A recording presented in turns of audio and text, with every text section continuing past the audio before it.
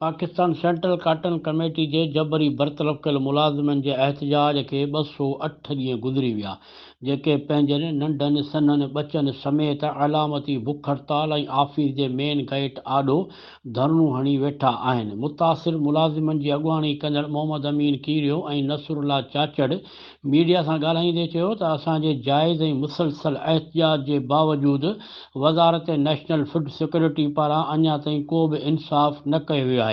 हिन जो चवणु हो त असांखे मजबूर कयो पियो वञे त असीं को इंतिहाई क़दम खणूं जेको असीं सोचे बि रहिया आहियूं, पर मीडिया ज़रिए इहो वाज़िया करणु चाहियूं था त इन जा ज़िम्मेवार मिनिस्ट्री नेशनल फूड जा आला हुकाम हूंदा ऐं security Pakistan central cotton committee हूंदो। असीं एतिरे अरसे खां परेशान हाल आहियूं, असांजा बच्चा बुखूं काटे रहिया आहिनि, उन करे असां कंहिं महिल बि को ग़लति क़दम खणी सघूं था।